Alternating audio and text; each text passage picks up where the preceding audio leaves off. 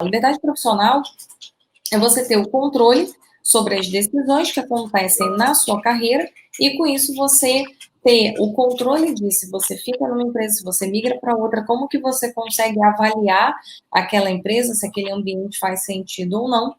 E, assim, você começa a saber o que está sendo mais falado no mercado e como que você conecta o que está acontecendo com o mercado versus o seu posicionamento profissional de forma mais estratégica.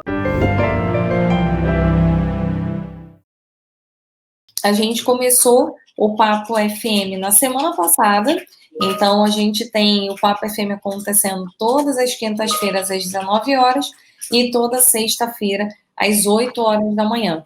Meu nome é Lilian Cedreira, eu sou fundadora da Future Minds Consultoria e o objetivo desse Papo FM é ter como principal propósito discutir as estratégias de carreira que aceleram uma liberdade profissional e, olhando sob essa ótica de liberdade e estratégia de carreira, entender e desenvolver quem assiste a gente num olhar mais holístico.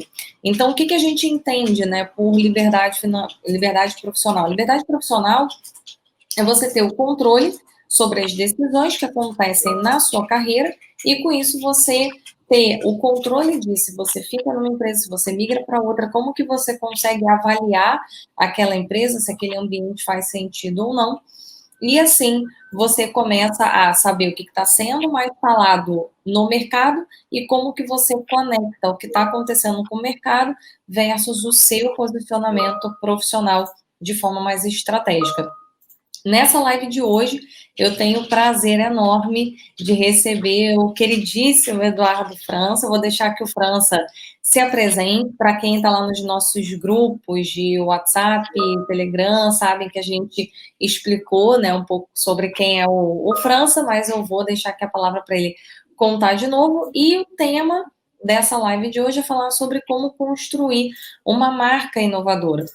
E esse é um questionamento que eu venho escutando muito das pessoas. Então, muitas empresas acreditam que elas são muito tradicionais ou que as pessoas não estão abertas a fazer algum movimento de inovação. E o objetivo da live hoje é justamente mostrar que é o contrário, que existe uma forma de você construir essa marca inovadora e para quem já está num posicionamento talvez mais diferenciado, a preocupação em não se acomodar, porque essa acomodação ela vai custar caro daqui a pouco. Então, França é uma excelente pessoa para falar sobre isso, porque é um especialista no tema. Então, França, seja muito bem-vindo mais uma vez. Feliz Dia do Professor, que você é o meu coordenador, professor lá da SPM. E é ótimo a gente estar justo hoje, no Dia do Professor, falando aqui. Então, um prazer enorme. Tem mais professores assistindo a gente. A Carmo dá aula comigo também, está aqui, já deu boa noite. Então, boa noite, Carmo. Um prazer ter você aqui com a gente. E se apresenta para o pessoal, França. Conta um pouquinho quem é você e aí, na sequência, a gente começa a falar sobre o tema. Primeiro, parabéns para todos os professores, para nós, né, Lilian? Você é uma professora incrível, é um prazer enorme tê-la na equipe. É um presente que eu ganhei naquele outro projeto, né, que a gente participou, quando coisas acontecem que a gente acaba aproveitando as oportunidades, né? Boa noite a todos, é um prazer enorme estar participando do projeto FM e poder compartilhar um pouco o conhecimento, ainda mais numa data tão especial como essa, a nossa, né? Em que o nosso desejo, sem dúvida alguma, é compartilhar conhecimento, é justamente aprender. A gente não para nunca de aprender, e justamente nesses debates é que a gente acaba enriquecendo muito a nossa forma de enxergar. Contando um pouquinho sobre mim, eu comecei a minha história como publicitário, no momento em que a comunicação ela era muito vista como sinônimo de propaganda, e com o tempo a gente foi vendo, né, essa evolução e tornando muito mais complexo o processo da comunicação em si, em termos de estruturado, né, em termos de planejamento. Muito novo, eu já tinha identificado que a agência ela não era o espaço que me fazia ter uma realização profissional, não pelo que eles fazem, pelo contrário, eu admiro muito o trabalho dos profissionais que trabalham em agência. Mas eu queria muito, eu já tinha ali uma inquietação em relação a planejar. Eu queria saber como eu poderia contribuir para uma marca, para uma empresa, em termos não só de uma campanha, que é super legal você poder observar a sua campanha sendo veiculada, mas eu queria mais, eu queria uma questão de resultados mais dentro da gestão mesmo. E aí, rapidamente, então, eu migrei, deixei de ser agência para ser cliente, e me tornei coordenador, né, gerente de marketing de um grupo de comunicação com 2 emissoras de TV, 2 canais, na verdade, né, 5 emissoras de rádio e uma agência de notícias. E ali eu fui fazer meu primeiro MBA, Executivo em Marketing, na FPM, um lugar que eu sempre soube que era uma referência na temática do marketing, da comunicação, né? E nesse meio tempo eu descobri a docência, a sala de aula. Eu fui indicado pela diretora de RH para uma faculdade que procurava profissionais que pudessem trazer aí um olhar mais atual, né, mais dinâmico. E aí foi uma surpresa. E eu já tinha ali um certo interesse, né, sobre essa questão, mas eu não imaginava que fosse ser um caminho que eu investiria depois, e hoje eu sou muito feliz, sem dúvida alguma, né? E aí depois fiz o mestrado em administração, com ênfase em marketing, para entender melhor essa questão toda da gestão, o doutorado em comunicação com prática de consumo, a área em que eu fui depois também me direcionando, as oportunidades da vida foram me levando para a questão do consumo, e mais recentemente, uma quarta pós, né, agora, mas não mais stricto sensu, né? Depois do doutorado eu voltei a fazer um outro lato, que é em neurociência aplicada ao consumo, porque eu sentia que os meus conhecimentos todos, né, a partir da dinâmica do mercado, olhando para questões antropológicas, psicológicas, sociológicas, elas foram muito importantes, mas tinha um gap que eu sentia falta, e era justamente a questão da neurociência, né, trazendo um outro olhar para essa compreensão, ou pelo menos para um aprofundamento melhor para essas discussões. Sim, muito legal. E é um assunto que eu acho o máximo. Neurociência realmente é um assunto que eu tenho muita curiosidade em me aprofundar, então eu adoro, porque a gente sempre entra um pouco nessa linha. Até começando, então, né, agora que você já se apresentou, eu queria fazer uma pergunta para você, para a gente começar, entendendo um pouco, já que você está falando tanto de comportamento de consumidor, né, em uma área que você tem muita expertise, o que você tem percebido, né, dessa dinâmica de processo de jornada de compra? Está sendo exatamente como era no passado? O que você percebe dessa mudança, né, de comportamento do consumidor quando ele pensa nesse processo de fazer uma compra de um produto ou um serviço? Então, a gente, na verdade, que vai observando, né, é que em cada década, praticamente, nós vamos nos transformando de alguma forma, principalmente com algumas que foram bastante emblemáticas, como a era da informação, a era da tecnologia, né? Tudo eventos que foram trazendo uma outra forma da gente se relacionar com as marcas, com as empresas, e até mesmo o nosso processo de tomada de decisão. E isso, quando a gente observa esse fenômeno, o consumidor, ele se transformou num consumidor omnichannel muito mais rápido do que as empresas. E isso é que está fazendo, né, com que haja uma corrida para que as empresas se reestruturem para entender essa nova dinâmica. O formato que nós vínhamos aplicando, vínhamos investindo, estava muito pautado ainda naquele formato pós-revolução industrial, em que você produzia um produto, aprendeu a produzir em quantidade, e a gente empurrava através da comunicação, né? A gente via isso na comunicação de massa. A gente, na verdade, era mais uma questão de empurrar produtos, abrir vários pontos de venda, ter uma capilaridade grande, ou seja, era uma forma diferente. E hoje, todos esses modelos, eles começam a entrar em xeque por conta desse novo comportamento, dada não só por conta dessas transformações desses eventos, mas também pelo aumento da oferta. Hoje eu tenho muito mais opções na mesma categoria, e acaba vencendo a empresa que tem uma sensibilidade maior de atender essas expectativas, né, essas necessidades, esses desejos, não só em termos de produto, mas todo o processo, toda a experiência que se constrói.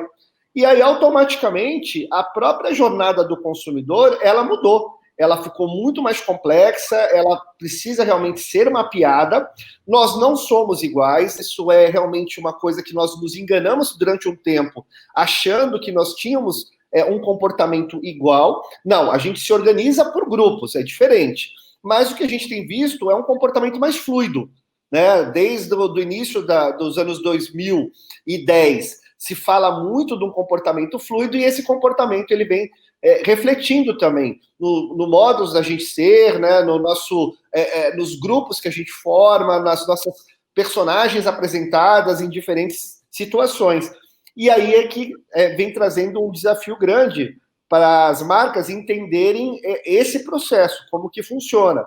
Então, se antes era uma questão de empurrar o produto, agora a gente fala muito de atrair o consumidor, né? E essa atração, ela depende do esforço na qual não se tem mais uma diferença entre o que é online ou offline.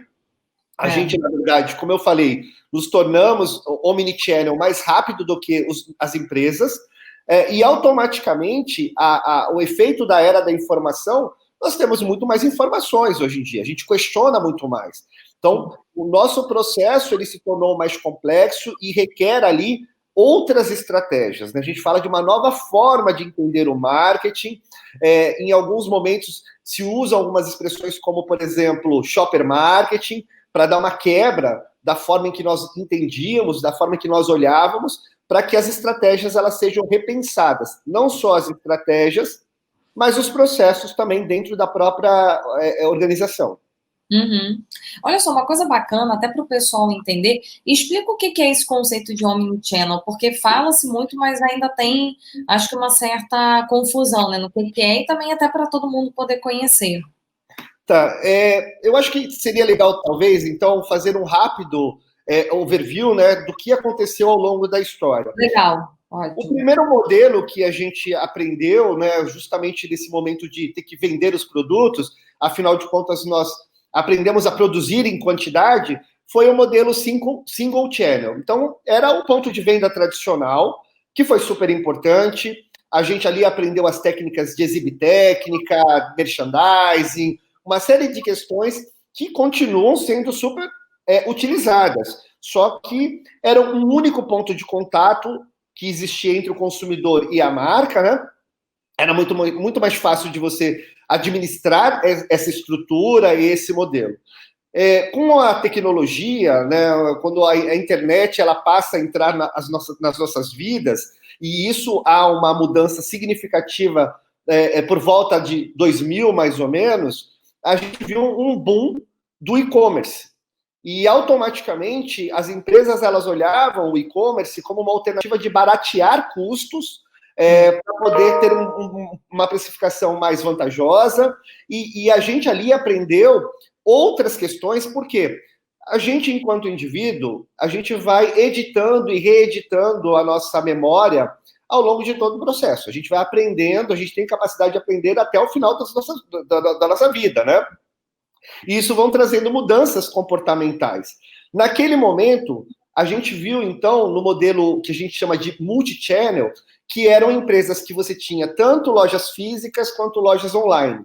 E as lojas online, elas tinham um apelo de, como tinha um custo menor, os preços eram mais atraentes. E aí, automaticamente, a gente aprendeu a pesquisar preços primeiro pela internet. Não necessariamente a gente comprava lá, mas a gente pesquisava para falar, não, mas ó, lá é mais barato.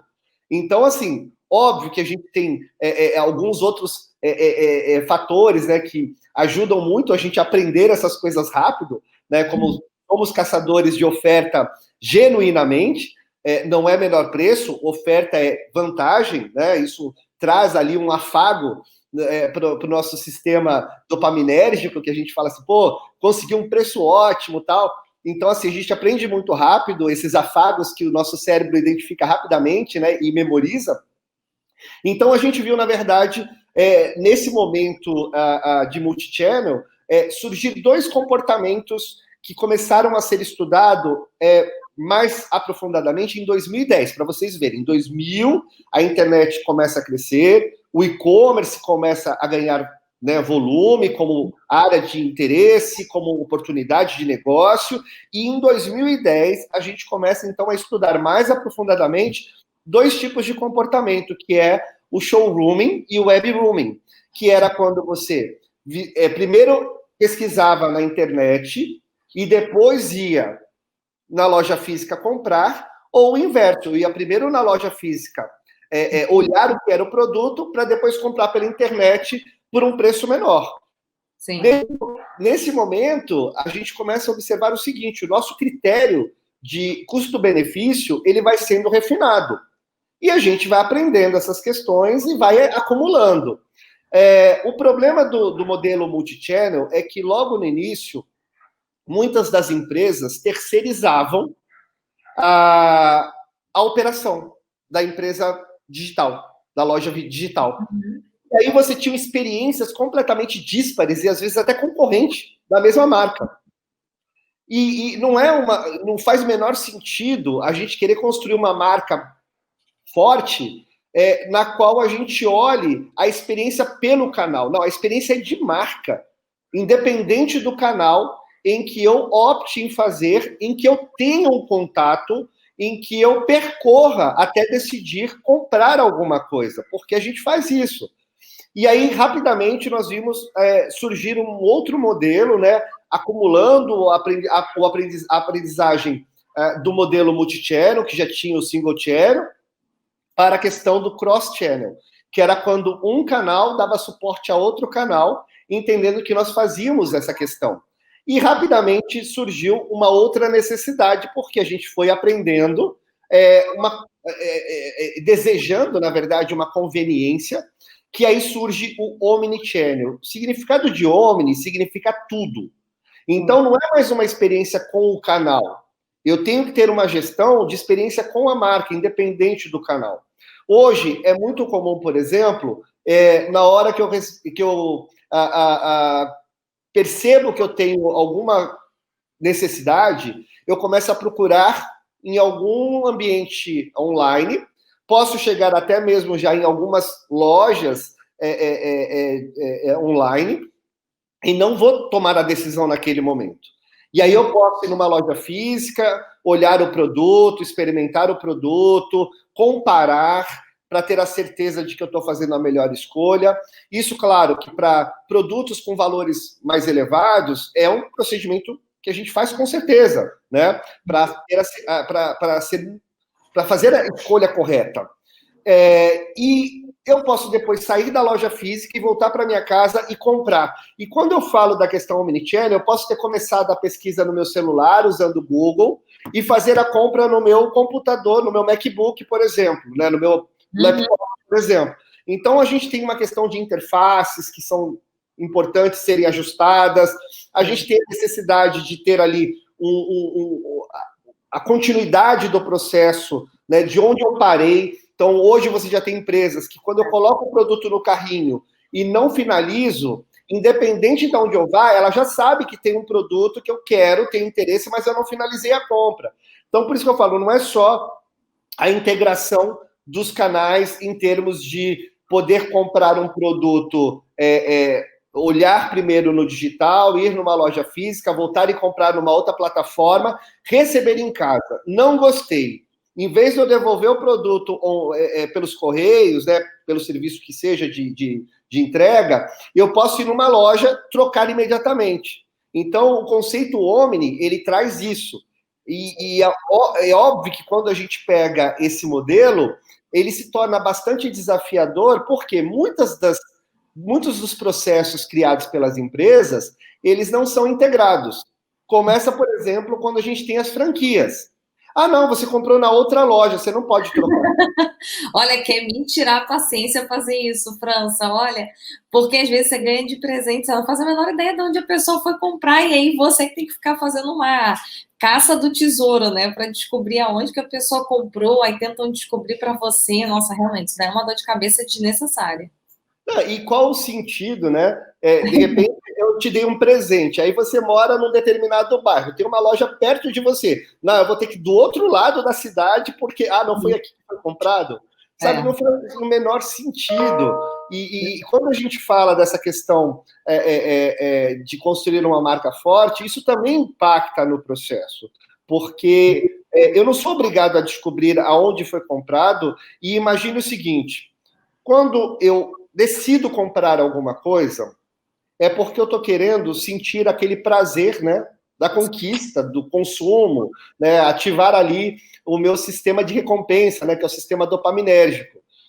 Quando eu compro online, eu já tenho que esperar alguns dias, que hoje, inclusive, passou a ser a grande disputa entre as empresas.com, quem entrega mais rápido. sim.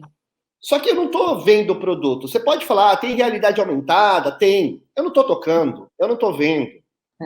Isso são ações complementares, elas não eliminam, na verdade, a necessidade da experiência sensorial que nós temos em tocar produtos, em olhar produtos. Imagina o seguinte: a Apple acabou de lançar a versão 12. E eles estão usando na questão digital a realidade aumentada para você ver na sua mão como seria esse aparelho. Mas é claro, quem é um consumidor da Apple, né, quem é aquela pessoa que já é entusiasta, não troca, é uma coisa. Mas e para aquele que está querendo migrar? É. Não, não dá. É uma percepção diferente. Ele vai precisar ir na loja, contanto que você vê a estrutura da loja da Apple. Né? Você tem as mesas para você poder testar. Aqueles produtos estão lá para isso, né? Sem dúvida alguma. E a gente está falando de um aparelho que nos Estados Unidos está uma das versões, né, 1.099 mais impostos. Aqui no Brasil, a gente já imagina o valor que vai vir, né? Então, assim, eu não vou tomar uma decisão, principalmente se eu não conheço ainda, não sou um usuário da marca, desse jeito, até porque eu sei o quanto quanto eu trabalhei para ganhar aquele dinheiro, né, para investir desse jeito. Então, assim, não faz o menor sentido quando a gente não tem essa integração. E, como eu falei, quando são produtos mais caros, isso gera uma carga de estresse na gente, de uma insegurança. E se a gente está falando de construir uma marca forte, a experiência tem que ser positiva. Sim. Mesmo naquele momento em que eu tenha algum tipo de receio, o resultado final ele tem que ser positivo, porque a gente vai buscar o equilíbrio desse estresse, né, desse desconforto. Sim, é verdade. E nessa linha, assim, eu vejo muito mais discussões. Eu nem tinha colocado isso como item, mas você falou agora dessa questão da gente ter a possibilidade de tocar nas coisas, e uma das coisas que as pessoas mais discutem, acho que nos últimos anos, até nem só agora, é da loja física vai acabar. Eu sempre escuto essas perguntas. Será que é o fim do shopping center? Você deve acompanhar essa beça, né, França? Porque é a tua área. E eu acho, eu sempre, eu não sou especialista, né, da área, mas sempre pensei, gente, o shopping não vai acabar, porque as pessoas não vão querer deixar de sair, nem vão ficar trancadas dentro de casa comprando tudo virtual, fora o estresse de devolver, que você falou aí, por exemplo, devolver nos correios. Tudo que de alguma maneira eu sei que eu vou ter que ir nos correios, eu vou ter qualquer tipo de estresse para devolver, eu penso 25 vezes antes de comprar. Porque eu falo, é melhor comprar na loja, nem que eu pague um pouco a mais, mas que eu consigo ver e ter a certeza de que eu estou tomando uma decisão correta. A pior coisa que vai ter vai ser eu comprar esse negócio, o troço chegar na minha casa, eu ver que não é isso, eu ter que correr atrás de um Correios para devolver, para esperar chegar lá na loja para devolver o crédito, aí eu acabo desistindo da compra. Então, loja física não vai acabar, né? Não, não vai acabar. E aí, completando só a questão, né? Então, por exemplo, comprei online. O momento que eu compro, eu já sinto um certo prazer de conquista, né? Mas é um prazer parcial, porque eu tenho que esperar o produto chegar para realmente eu poder interagir, curtir, né? E aí, quando chega, não era bem aquilo, gera uma frustração. Aí eu posso falar assim, pô, eu quero trocar numa loja, porque senão eu vou ter que esperar mais não sei quanto tempo até chegar de novo. E a gente tem uma certa pressa para essas questões, né? Porque a gente sabe a sensação de bem-estar que nos dá quando a gente conquista, quando a gente adquire alguma coisa que nós queríamos muito. Então, assim, por isso que eu falo que a gestão omnichannel, ela passa a ser desejada, né, e uma tendência fortíssima, e que também mostra que o próprio ponto de venda físico não irá acabar. O que vai acontecer agora é uma nova forma de entender isso. Por quê? O que muitas empresas estão fazendo, antes, quando a gente pensava naquele modelo do marketing antigo, a gente tinha os centros de distribuição. Até porque a gente mora num país de dimensões continentais. E o nosso sistema de distribuição, ele já é um sistema ingrato, porque ele é caro, né? O rodoviário, ele é muito caro. Algo que impacta em torno de 23% do valor final de um produto é de distribuição. Então, foram se criando alternativas para poder trazer uma vantagem competitiva melhor nesse quesito, que é o impacto no preço final. Só que esses modelos de centro de distribuição, para a gestão omnichannel, ou seja, para o desejo do consumidor, ele também começa a entrar em xeque. E aí as lojas físicas, elas começam a funcionar como mini centros de distribuição. Então, agora, a questão de onde eu vou montar uma loja, o mix de produtos dessa loja, eu tenho que saber muito mais sobre o comportamento e interesse de consumo daquela região para ser assertivo. Porque as lojas não poderão ter estoques gigantescos, mas ela também não pode faltar produto, porque produto não disponível é venda não realizada. Então, olha como todo o processo que impacta a logística e tal, realmente tem que se repensar. E aí eu acho que é legal chamar a atenção para um fato que é o seguinte: a gestão omnichannel, o consumidor ele já é omnichannel, nós já somos, tá? Mas uma gestão omnichannel em termos de empresa, ela é pautada em 4 grandes pilares. A primeira é o foco na conveniência. O que nós queremos é conveniência e rapidez. Tá? A outra questão é informação. Eu preciso saber quem é a Lilian.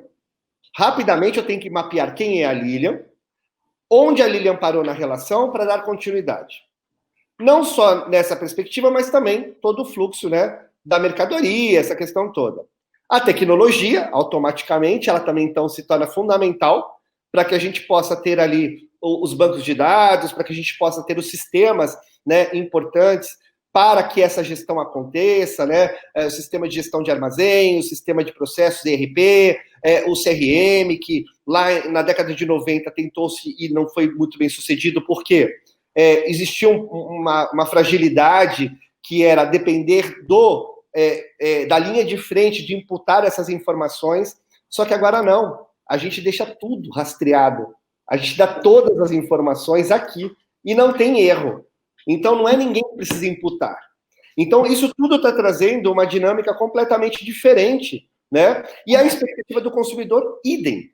Contanto que a gente olha, não é à toa que a Amazon vem se tornando cada vez mais um monstro, porque ela sabe que é esse negócio. E a Amazon é um caso interessante, porque ela nasce como uma empresa.com, ela foi a primeira empresa.com em operar no positivo, e ela já abriu 3 lojas físicas, não é porque ela vai mudar o negócio dela, é porque ela sabe que para entender o comportamento do consumidor, parte da informação ela não consegue rastrear no online.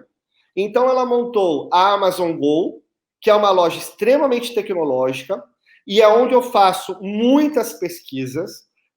Ela montou uma segunda loja, também a Amazon Go, em uma outra cidade, e ela montou uma chamada Amazon 4 Stars, onde só se vende os produtos que no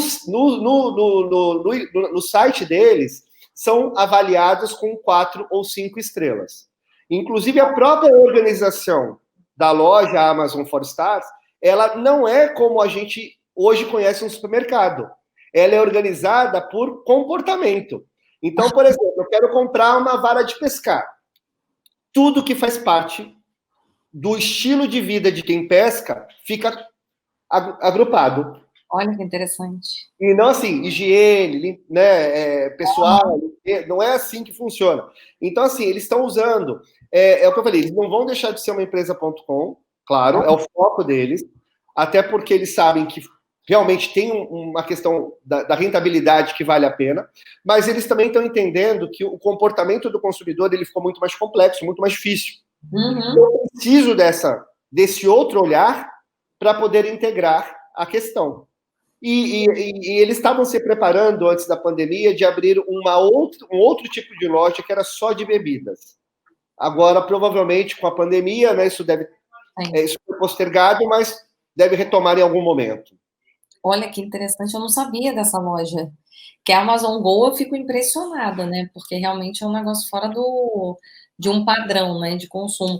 E eu achei super interessante esses 4 itens que você trouxe, até porque semana passada a gente falou muito sobre essa importância de entender o básico de tecnologia, né, o França, porque muita gente, eu vejo, né, nós que somos da área de humanas, tem uma resistência natural pelas áreas de humanas e entender de tecnologia.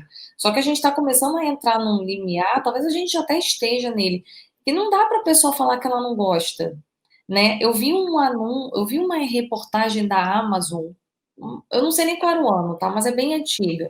O Bezos ainda usava uma salinha micro, pequenininha, num lugar bem, bem super simples. E naquela época ele já fazia coleta de dados. Então, assim, a Amazon se transformou no que ela se transformou, porque lá atrás, quando ninguém estava preocupado com cultura de dados, ele já tinha entendido que esse movimento ia chegar. Então, essa antecipação, e eu estou vendo um monte de gente que está resistindo à tecnologia, ou que acha que a tecnologia, assim, vou contratar um sistema de mercado, um SAP da vida, ou qualquer um, e resolvi meu problema.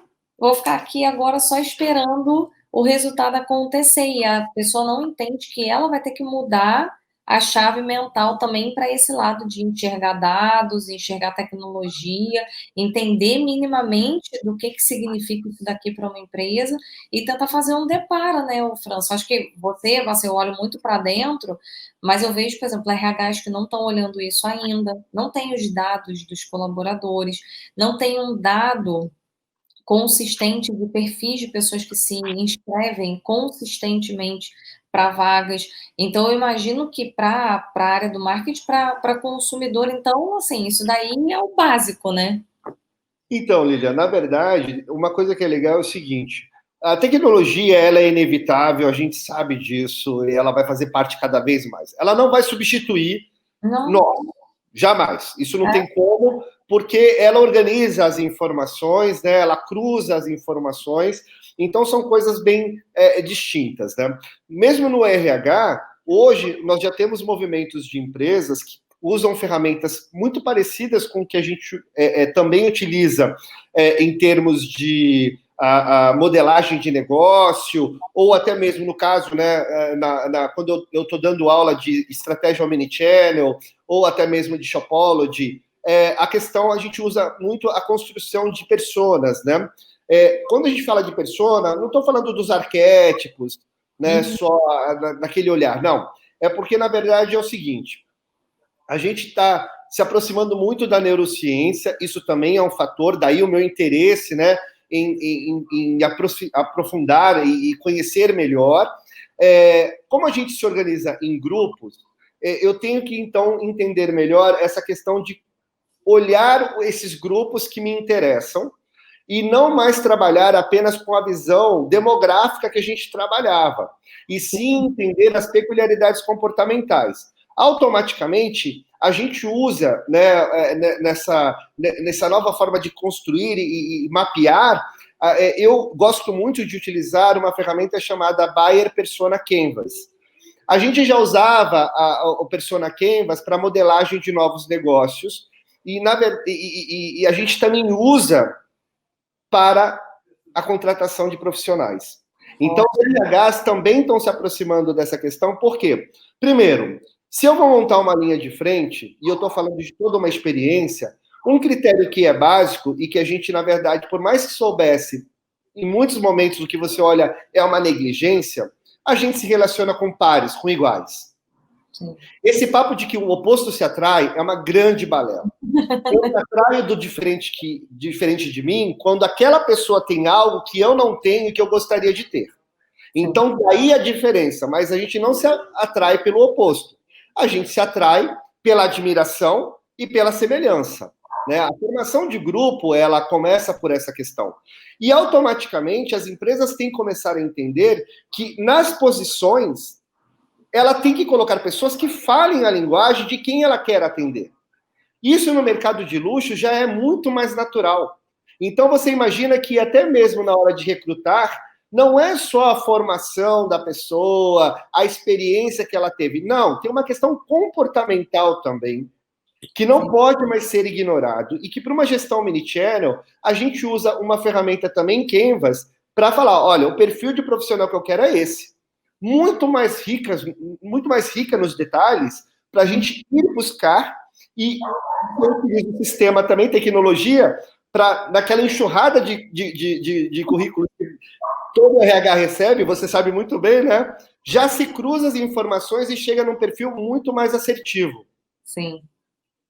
É muito bom, bacana. Gostei desse ponto. E aí, eu acho que entrando aqui em alguns itens que a gente estava falando, um primeiro ponto, uma primeira dúvida minha é a seguinte: olhando então sobre essa estratégia, né? Então, entendendo que agora a gente está numa estratégia muito. É uma estratégia que tem que ser omnichannel, para quem ainda não é, a gente vai ter um problema sério para as marcas. Como é que a marca se organiza em termos de planejamento, né? Como é que ela se estrutura para conseguir atender esse tipo de demanda, né? E a gente olhar tanto para esse olhar externo quanto para o olhar interno, né? Mas eu acho bacana a gente pensar como é que a empresa se planeja nessa história, então, para dar certo. Bom, o primeiro passo, acho que sem dúvida é o mais desafiador, é a mudança de mindset, é de cultura mesmo, de você entender que não é todo mundo seu consumidor. Não é mesmo, né? A gente tem que começar a ser mais sensível à questão de que essas diferenças elas fazem parte, na verdade, das nossas vidas, e a gente tem essa questão cada vez mais latente, sem dúvida alguma. Então, a empresa ela tem que ter uma sensibilidade maior de ver, de fato, quem é o perfil ideal que ela quer. E aí, se é uma empresa que já existe, a melhor questão é você olhar para o seu público que você já tem, porque são pessoas que já se mostraram dispostas nessa interação, e ali você olhar, esse é o perfil que foi se desenvolvendo, para mim é muito mais interessante em termos de retorno, se tornam clientes potenciais muito mais fácil, e ali eu vou focar o que essas pessoas querem. Né? A gente não pode olhar a exceção, e é muito normal a gente observar um comportamento que é muito do indivíduo, né? Quando a gente faz uma aposta, a gente se apega na primeira fala que é concordante com o que a gente quer. Só que a gente às vezes ignora todo o resto, né? E não faz o menor sentido. Então, a gente tem, na verdade, tem que melhorar a questão da nossa escuta ativa. Sim. E não a nossa escuta seletiva, que é muito comum da gente usar. Então, na hora que eu penso no negócio, tudo que eu vou fazer tem que ser olhando para esse cliente que eu quero. Eu estou surgindo para resolver um problema, para atender uma necessidade, um desejo daquela pessoa, que se relaciona com um grupo, que vão ter pares, que vão ter pessoas que vão ter os mesmos interesses. Até porque a gente se organiza socialmente. Sim. E isso é nosso, né? É biológico. Então, é natural que quando a gente vai mudando aí essa chavinha e olhando para essas questões, fica mais claro sobre o que deve ser feito, as estratégias mais adequadas, ouvir mais antes de decidir, porque não é o que eu acho, e sim o que a pessoa entende.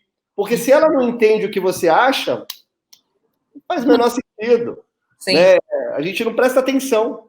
Sim, e tem uma coisa que você falou agora também que eu acho legal para a gente reforçar, para quem está assistindo a gente, que é também a empresa ter uma transparência com ela mesma, né, o França, porque você falou muito dessa coisa da escuta, né, ativa, a gente inclusive numa aula já falou muito sobre isso, e a empresa realmente ouvir tudo, né, e não fazer essa audição seletiva. E eu acho que o grande desafio que as marcas têm é porque na hora que você faz isso, você pode acabar ouvindo coisas que você não gosta, Com certeza. E né? faz parte do processo. Pois é, e aí como é que a empresa desconstrói? Porque uma coisa que eu percebo muito, assim, hoje eu até estava conversando com um cliente meu, que é da área de varejo, e a gente estava falando sobre questões internas, né? Então, algumas pesquisas internas, como que a empresa se entende, e aí uma área que não foi bem avaliada internamente ficou meio em choque por não ter sido avaliado bem, porque acreditava-se que estava fazendo um bom trabalho, a equipe acreditava nisso.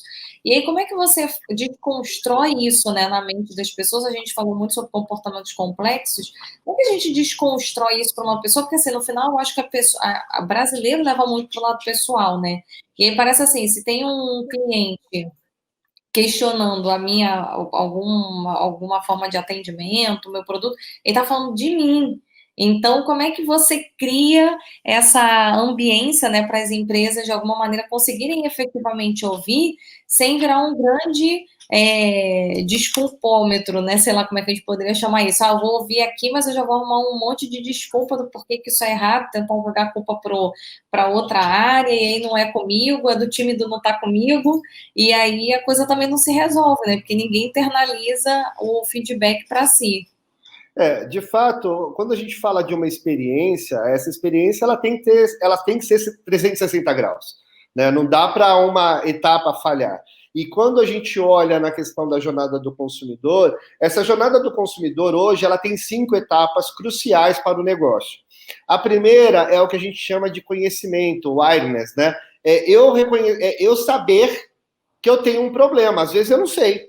Se é um produto que não existe, eu não sei o que é isso. Então, eu tenho um processo ali de ter que trabalhar a questão da comunicação muito mais focada na geração de consciência, né, de conhecimento.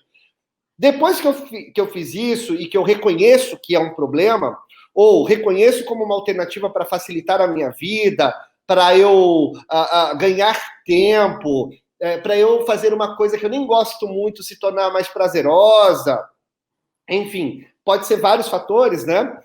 E poderem ser vários fatores, se eu não sei com quem eu estou falando, pode ser qualquer coisa. E aí você vai mirar em quê? Por isso que as empresas elas ficam errando, porque eu acho que todo mundo quer isso. Uma parte vai querer e uma outra grande parte não. E aí eu gasto uma energia, um investimento e que não vai trazer. Se eu olhasse primeiro, né, com essa lógica de persona que representa um grupo, e aí cabe a mim escolher o grupo do tamanho que traz o retorno que eu quero, fica muito mais fácil da gente acertar nesse processo. Falhas sempre poderão acontecer. Uma vez que existem pessoas, pessoas falham. Só que elas vão estar dentro de um caminho em que se tornará mais pontual, né, mais fácil. Agora, você imagina, há uma falha no atendimento, o processo é ruim, na hora que eu preciso ter uma assistência não funciona direito. Tudo isso vai somando para uma experiência negativa. Sim. E aí a empresa vai falar, pô, o cliente não tá tudo errado, né? Então, quando a gente olha, né, voltando para a questão da jornada, depois dessa questão de eu reconhecer esse problema, a minha segunda etapa é considerar. Eu vou considerar as possibilidades. A gente chama de consideration. Nesse momento das considerações, como que eu vou responder para a Lilian que a minha marca é a melhor opção, sendo que eu não sei quais são os critérios de consideração dela? Pode ser preço. Todo mundo compra escolhe pelo preço? Não é verdade. Todos os produtos a gente escolhe por preço? Também não é verdade. Tem produtos que eu não olho o preço, porque é o que eu gosto. Por que eu gosto daquele? Não sei, pode ser que seja um passaporte para o grupo que eu pertenço, para o grupo que eu quero participar. Aquilo é um passaporte para ser aceito. Então eu não vou questionar, porque aquilo é um código cultural que existe ali dentro. Então, assim, são questões que são nuances, né, peculiaridades, que se eu generalizo todo mundo, eu não vou saber. Aí é claro, aí você fala assim, mas França, quando a gente pega, por exemplo, uma determinada empresa, um marketplace, né? Marketplace são esses shoppings virtuais, tá? A gente tem de comida, né? Como o iFood, por exemplo, é um marketplace, ele não produz nenhum prato. Ele tem uma rede de fornecedores na qual ele conecta consumidores com esses fornecedores. Quando a gente olha a estrutura do iFood, é nítido que ali você tem 5 personas. Então, o foco dele está dentro de 5 personas. Uma das personas é o cara que gosta de gourmet, comida gourmet. Sim. Esse cara não vai comprar pelo preço. Ele quer o gourmet. Então, ele organiza por ali. Contanto que quando você entra no iFood, o carrossel em destaque, né? Justamente é isso. Ali está dizendo para quem é e o que tem. O outro é caçador de oferta. O outro é para quem não quer pagar a taxa de entrega. Porque isso é uma tendência forte. O outro não me lembro agora, mas tipo assim, você vê nitidamente ali que tem um critério que vai mapeando aquele grupo. Porque tem muitas pessoas que não querem pagar a taxa de entrega. Tem muitas pessoas que não querem correr o risco em experimentar o novo. Então você diminui o preço. Né? Tem muitas pessoas que querem o Precito.com. Então, assim, a gente começa a olhar e você vê, é um marketplace. Ali você encontra desde restaurantes caríssimos que estão no Village Mall, né? Para quem não é do Rio de Janeiro, o Village Mall é o shopping que eu falo que é a gargalhada, tá? Tipo assim, são as lojas todas do mercado de luxo, aquela coisa maravilhosa, tal, mas que realmente é uma parcela muito pequena. Então tem restaurantes que entregam, que são de lá, passando por um Outback, que é uma coisa mais comum, mais mainstream, chegando até mesmo o cara aqui da esquina, né, que tem um restaurante pequeno. Então, assim, olha como é interessante esse processo e que funciona. E quando a gente olha, todas as empresas mais novas, elas já nascem desse jeito. Por isso que estão incomodando. Airbnb, Uber, gente. Uber Black, Uber X, Uber VIP, Uber Comfort. Isso é construído a partir de persona. Todo mundo quer ser Black? Não. Mas o serviço é muito bacana.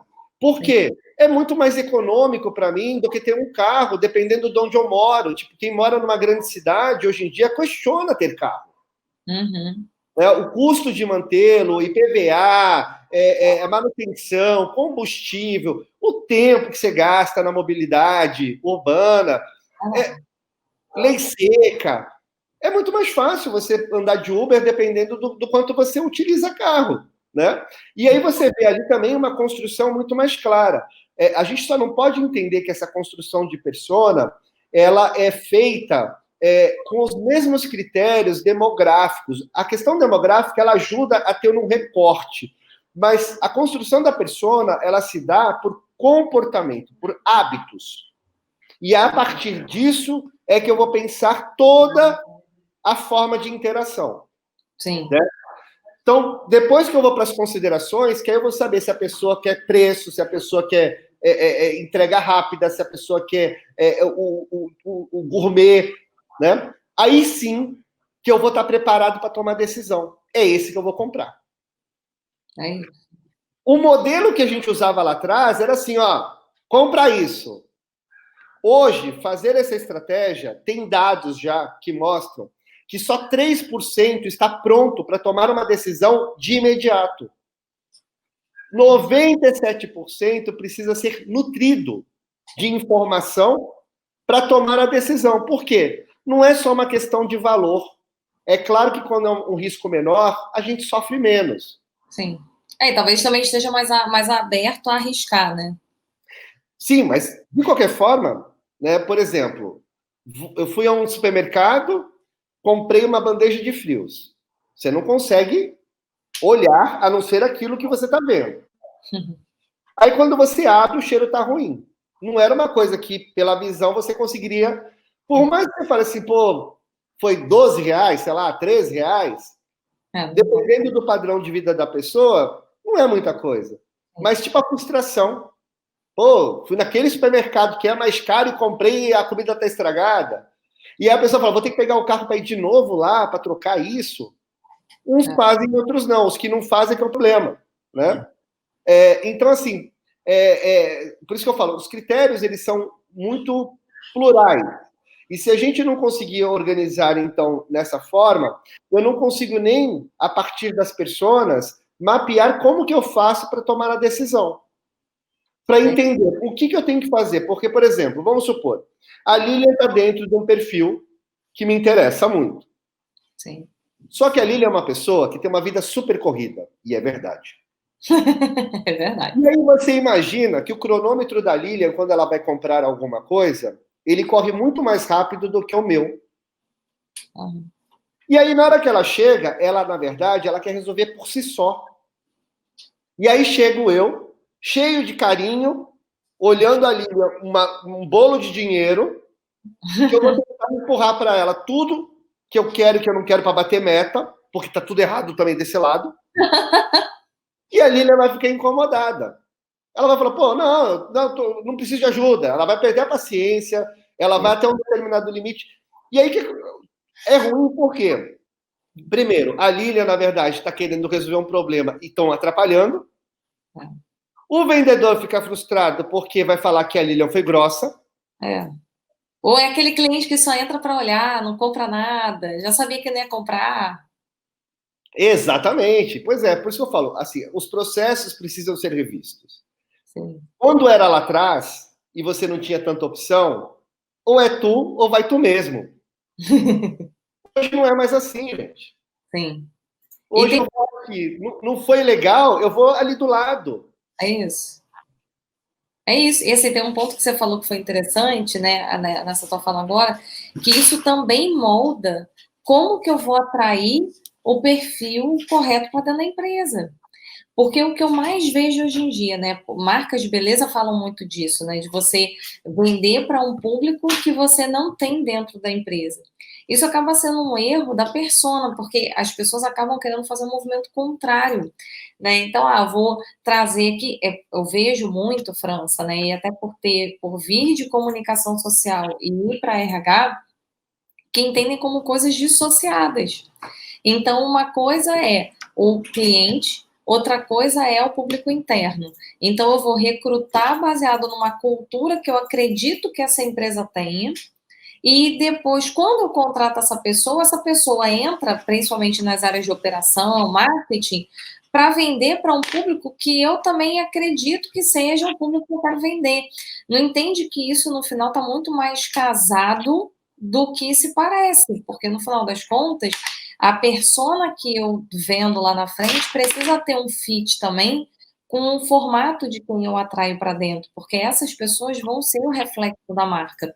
E quando a gente fala sobre inovação, acho que um ponto para poder te perguntar é, quando eu quero construir uma marca inovadora, talvez seja muito menos eu trazer as pessoas mais novas, mais tecnológicas ou qualquer coisa do tipo, mas trazer pessoas que estejam alinhadas com o comportamento do consumidor dessa empresa, para que essa pessoa consiga ali dentro olhar para essas dores com uma lente que seja mais adequada e, consequentemente, inovar.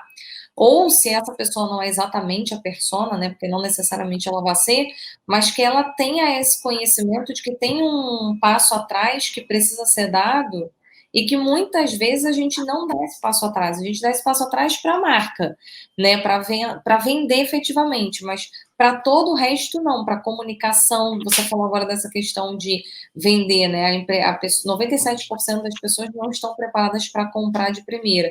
O que essas empresas têm feito hoje para mudar isso, né? Para isso se tornar algo real? Porque o que eu vejo é, tá bom, não está preparado, mas é isso aí, eu vou continuar fazendo propaganda aqui até a pessoa comprar. Como é que você percebe essa mescla, né? Até o Sérgio, né? Estava vendo aqui que o Sérgio está assistindo a gente, Sérgio Rade, e ele falou exatamente isso, que ele acredita que a maior resistência hoje nas empresas não seja nem conhecer a tecnologia, mas sim do desafio que vem a reboque quando você coloca a tecnologia ali dentro.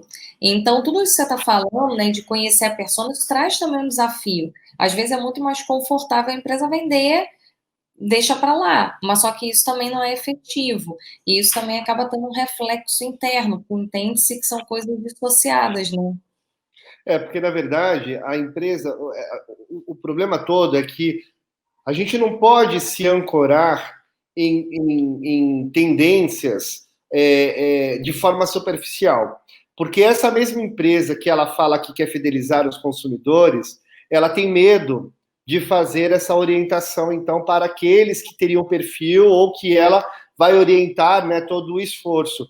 E aí não tem, gente, não existe, não tem como você dar match por muito tempo. E eu falo, as pessoas se apegam a dados muito momentâneos. Então, assim, o faturamento desse mês, né? Sim. E não qual é o lifetime value, o valor da Lilian ao longo da relação. Entendeu? Sim. Talvez ter 5 Lilians é muito melhor do que ter 20 Antônias, entendeu? Porque 5 Lilians, ela me traz o mesmo retorno e são 5 atendimentos que eu estou fazendo de uma pessoa que eu já conheço tal, e ela me traz um retorno muito melhor do que atender 20 Antônias, que vão ser muito díspares, e que uma Antônia pode ter um cronômetro voando, outra Antônia pode fazer uma compra pelo prazer e quer bater papo, outra esse que é o X da questão, né? Essa mudança não é uma mudança fácil, por isso que eu falei, a mudança de cultura é o mais desafiador. Sim. É onde realmente a gente vê as empresas novas, elas estão nascendo desse jeito e estão tendo êxito. As empresas mais antigas, elas estão correndo atrás para tentar chegar, porque trocar as rodas em movimento sempre é muito mais desafiador. Mas é inevitável, porque eu, enquanto consumidor, tenho livre-arbítrio de escolher, eu tenho opção. E a gente tem que parar e observar, por quê? Tem dados que mostram, e bem alarmantes, tá? Eu gosto muito, né, da parceria que nós temos com a Havas World Wide, e eles realizam uma pesquisa já há algum tempo, uma pesquisa com uma amostragem significativa em mais de 100 países, onde eles começaram a discutir a questão de propósito de marca. E quando a gente fala de propósito de marca, né, de marcas significativas, na verdade, isso tudo está dentro do processo, não tem como desassociar a experiência que eu tenho, né? Uhum. E aí, quando você olha o resultado, para as novas gerações, 70% das marcas, se sumirem, não vão fazer a menor falta na vida dessas pessoas. Eu acho que isso daí não é nenhuma luz laranja, é uma luz vermelha já. Porque essa geração, gente, de jovens, é um pulo, né? A longevidade aumentou. E você vai fazer o quê? Entendeu? Vai ficar aguardando. Então, quando você olha, marcas que eram tidas como marcas super valiosas, né, no ranking, ocuparam o primeiro lugar durante anos. Não aparece nem entre as 10 mais valiosas hoje em dia. Sim. As que estão aparecendo são de tecnologia, sem dúvida alguma. Por quê? Facilita a minha vida. Sim. Eu resolvo tudo, né? Então, a gente fala muito das marcas se tornarem significativas, tá? E aí, se tornar uma marca significativa é como ela faz diferença na minha vida, como ela facilita a minha vida, como ela conecta a minha vida a algum propósito que eu quero, né? Alguns caminhos que a gente tem para fazer isso. Então, eu acho que esse olhar, claro que já vem despertando grandes empresas, não há dúvida, tá? A gente vê aí indústrias centenárias hoje diversificando seus produtos, já conscientes de que seu produto líder vai perder essa liderança, para ter, né, bala na agulha para fazer essa mudança, porque é inevitável. Isso vai acontecer, pode demorar um pouco mais, porque realmente as mudanças não são tão rápidas, a gente falou de décadas, né, realmente para ter impactos significativos, mas o tempo passa, né, são marcas centenárias já. Então, assim, a gente olha gigantes que eram tidos como número 1 em determinada categoria, já começam a perder um pouco espaço e começam a correr, dado algumas das necessidades emergentes que surgiram. Primeiro, o fato de que não somos iguais. A diversidade é um reflexo disso, gente. Sim. Não dá para ignorar. Essa questão do discurso de diversidade é isso. Não é falar de minoria. É porque existe uma diversidade. Diversidade, falar apenas olhando para a minoria é um recorte que está se dando. Mas você tem as pessoas que são mais obesas, pessoas que estão... Somos diferentes, né? E aí, quando você olha essa questão toda, são pessoas que estão falando, não, peraí, eu não tenho aquele estereótipo da mulher X, da mulher Y, o homem X, né, do queixo quadrado, forte. Não é mais esse o padrão universal. Né? A forma que a gente descrevia a masculinidade, a feminilidade, quando você começa a olhar. Essa diversidade é um dos indicadores que, se a gente não parar de generalizar, vai se afastar dessa galera. Porque algum vai olhar e vai falar, ali é uma oportunidade. Sempre foi assim. Né? As empresas nascem olhando oportunidades. E aí, quando você olha, por exemplo, eu citei, né, Airbnb, Uber, iFood, todas elas viram falhas e olha o que se tornaram. É isso aí. E o que mais tem na vida é oportunidade, né, França? Deixa eu tirar uma dúvida. O que a gente poderia, por exemplo, eu sei que tem umas pessoas aqui assistindo a gente, a Cristina, o próprio Sérgio, a Carmo, que não necessariamente trabalharam ou trabalham com empresas no varejo. Que tipo de ensinamento a gente pode deixar, né, agora já caminhando para o fim, para essas empresas que não são do varejo, mas que o que ela pode pegar de essência e levar, por exemplo, para uma indústria, para uma empresa do ramo de logística, de óleo e gás, o que a gente poderia fazer como um deparo para eles? Então, na verdade, o que acontece, né, que eu acho que é interessante, é claro, né, acaba tendo uma diversidade muito grande de setores, mas as relações, elas são sempre humanas, e os princípios acabam sendo os mesmos, né? Quando a gente fala na questão da logística, a logística é uma das bases super importantes para a questão da gestão omnichannel. Então, olhar para o modelo que eu tenho hoje, né, como que eu presto esse serviço de logística, se ele está alinhado com essa oportunidade. Porque, o que eu falei, né, antes nós entendíamos um processo de logística de uma forma, e hoje ela está sendo repensada, inclusive a própria UPS, ela tem várias pesquisas mostrando, e eles fazem, claro, é o foco deles, né, olhando justamente quais são os pontos que têm pesado muito em termos de expectativa com a visão do consumidor, que é a ponta final. Não interessa, a gente não pode, na verdade, olhar só a minha seara, né? Porque quando você pega, por exemplo, a questão da logística, como exemplo, a logística ela vai ser a parte estratégica do resultado dar certo lá na ponta para outras empresas. E se isso não acontecer, ela também não vai ter, né? Isso a gente pode olhar para todos os outros, né? A gente não pode mais imaginar que essa dinâmica de negócios ela para apenas ali no nosso core business. Eu dependo, se eu sou uma empresa que atende outras empresas, então é uma relação B2B, se aquele meu cliente não tiver resultado, eu também perco. Né? E sempre lá na ponta é um consumidor, sempre será um consumidor. Né? Então, cada vez mais as estratégias elas vão se tornar integradas, inclusive estrategicamente nesse sentido. Hoje, mostrando um pouquinho, tentando assim mostrar a dimensão, né? A Disney, por exemplo, ela vem se preparando já há alguns anos. Eu tive a oportunidade de fazer 2 treinamentos nesse lá, sobre como que eles estão entendendo os seus consumidores. E a gente está falando de um parque, né, que tem uma quantidade enorme de pessoas por dia, e eles estão preocupados com isso. E aí você vê, primeiro, eles estão armazenando as informações de comportamento por 2 entradas. Uma é a Magic Band, e a outra é o Wi-Fi. Lá atrás, você ia para a Disney, eu quero Wi-Fi, tem que comprar um pacote da Disney. Pô, eu não vou ganhar dinheiro com Wi-Fi. Aí ele fala, é muito mais importante eu usar isso para captar informação. Sim. Então, hoje ele dá um Wi-Fi incrível nos parques. Porque ali ele vai me rastreando. Então, ele pega essas duas entradas e ele entende muito melhor.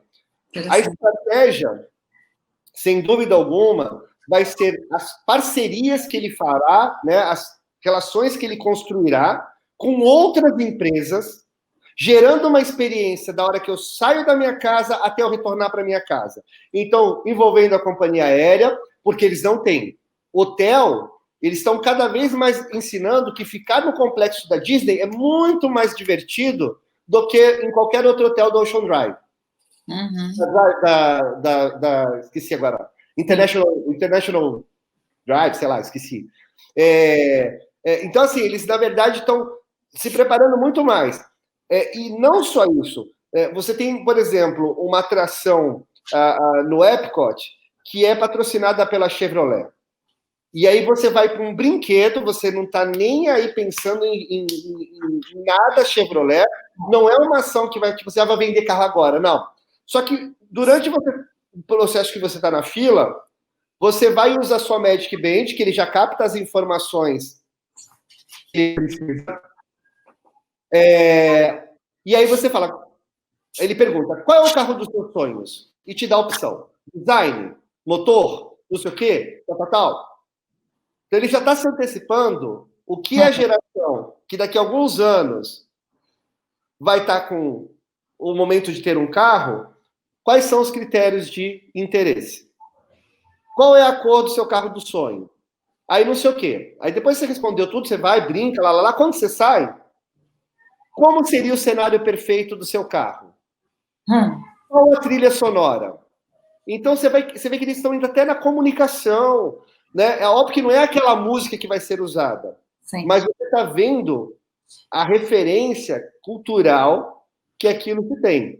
Então, assim, independente do setor, a gente tem que começar a mudar essa chavinha para essas relações, porque vai ser ali a forma em que se construirá, como se fossem hubs, né, de negócios, facilitando todo o processo, resolvendo o problema todo, e não só um pedaço do problema. Muito interessante. Olha, eu estou impressionada. Espero ter respondido a pergunta. Super, achei o máximo isso. Eu não sabia dessa história da Disney. Muito legal. E aí, eu acho que como um ponto final, assim, né, uma dica para as empresas que estão aqui assistindo a gente e que, de alguma maneira, querem aplicar, começar fazendo isso, né, como é que a gente poderia dar uma dica para elas de um ponto de começo, né, para começar a fazer isso? Até trazendo aqui um ponto que o Sérgio colocou para a gente agora, que ele falou assim, com o universo de possibilidades que a gente tem no mundo atual, tanto na quantidade de variáveis, né, em personas, quanto na infraestrutura, a gente acaba tendo uma dinâmica muito mais complexa. E ele falou que o ponto crucial acaba parecendo ser, na percepção dele, o estabelecimento de indicadores que efetivamente vão nortear essas decisões. Então, na percepção dele, pelo que você está falando, no final das contas, as empresas conseguirem tomar decisões em cima de quais indicadores elas vão avaliar e quais não vão ser avaliados. E sabendo que esses indicadores vão sempre ser dinâmicos, né? Então, não dá para fazer um indicador um mês, achar a resposta, opa, vamos para o jogo, né? Tem um jogo ainda a ser jogado depois disso. O que você daria de dica para quem quer começar? Então, falando, claro, muito mais na perspectiva do varejo, porque é onde você vê ali a questão da sensibilidade mais dinâmica, né? Porque o consumidor, ele tem um comportamento complexo. O que é esse comportamento complexo? A gente, na verdade, para tomar uma decisão, a gente, na verdade, vai se basear em memórias, vai se basear no repertório cultural que nós temos. Então, é como se fosse mais ou menos aquela atenção que você chama, né? Aquela isca que você joga, e tudo que é periférico àquele conceito, ele se conecta e me dá ali uma ideia. E aí, quando a gente fala do comportamento complexo, é porque não é uma coisa simples, né? Não é uma coisa assim que você fala, todo mundo é igual, a não ser quando eu tenho as referências culturais parecidas, porque a gente acaba reproduzindo esses comportamentos, esses códigos, né, para nos organizarmos socialmente. As empresas também fazem isso, tá? Você vê os pools das empresas, né, onde tem que participar, executivos que falam, se eu não viajar de executiva, vão achar que eu estou falido. Então, tem códigos também que acontecem, né, dessa forma. Então, assim, para a gente poder olhar essa questão, a primeira coisa é entender melhor com quem você vai lidar. Se é numa relação B2B, é uma pessoa que vai tomar aquela decisão. Uhum. Então, pode não ser o mesmo critério de quando nós vamos fazer compras no mercado ou numa loja. Mas é ele que vai tomar uma decisão. O que muda é o escopo do objetivo, né? Tipo, na hora que eu estou numa relação B2B, eu quero saber o quanto a sua empresa vai ajudar a minha empresa a fazer o que ela tem que fazer. Sim. Só que a tomada de decisão é de uma pessoa.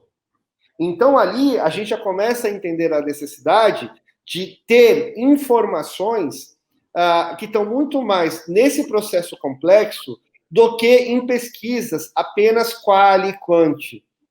Quando a gente fala da quali, a quali ela é super importante? Sim. Elas não são excludentes, elas são complementares. Porque tem horas que eu vou dizer aquilo que tem que ser dito, porque pega bem. Eu vou viajar de executiva, porque se alguém me vir e eu não estiver na executiva, vão achar que a minha empresa está mal.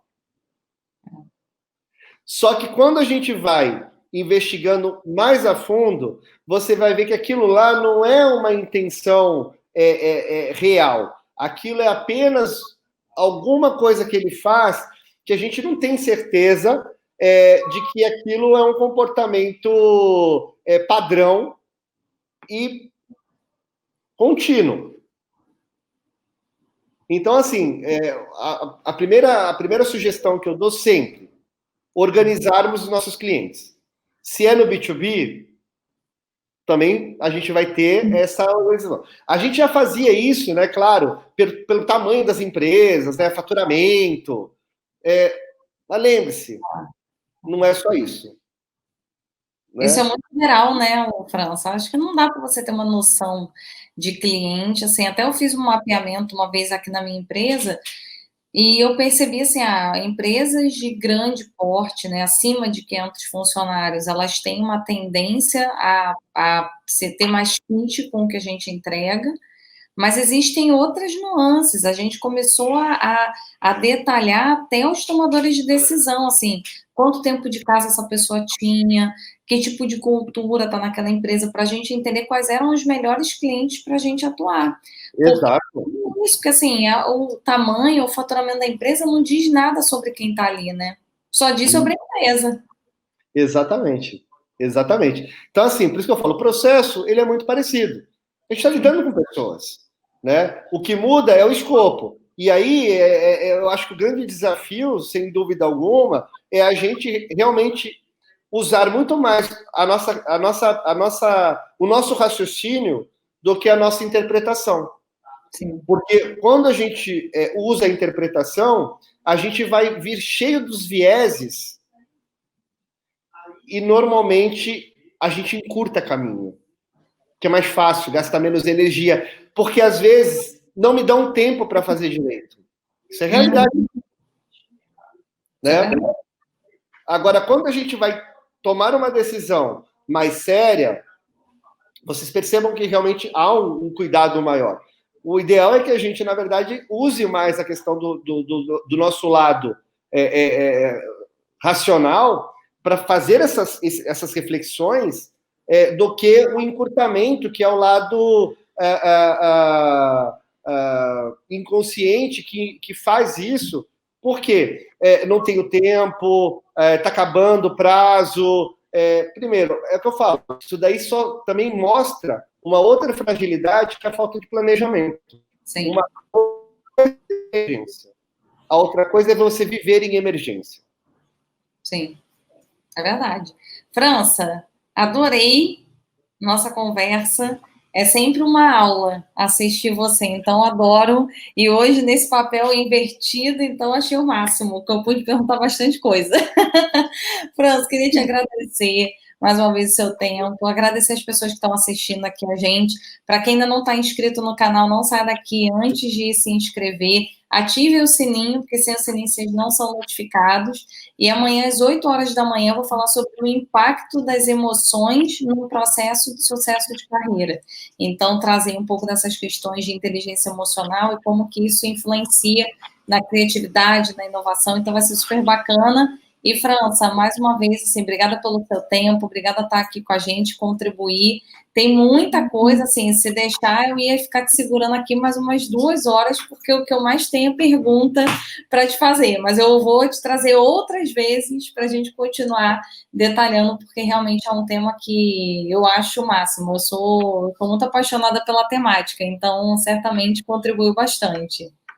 Eu que agradeço, Lilian. Obrigado a todos pela audiência, por estar participando. Lilian, o convite sempre é muito bem-vindo. Tenho um carinho enorme, uma admiração enorme por você como profissional, nossa, um prazer tê-la na equipe. E, sem dúvida, hoje é um dia muito especial, Dia dos Professores, a gente poder estar discutindo e compartilhando. Eu que agradeço. Ó, parabéns, feliz Dia do Professor para você, você tenha curtido bastante seu dia, e é sempre um prazer. E, Sérgio, obrigada por ter ficado, Sérgio, todo mundo está mandando aqui, muito bom, parabéns, Sérgio sempre interage a beça, então, Sérgio, foi um prazer ter você hoje aqui assistindo a gente. França, mais uma vez, muito obrigada, e nos vemos, pessoal, até amanhã às 8 horas da manhã, hein? Tchau, tchau! Tchau.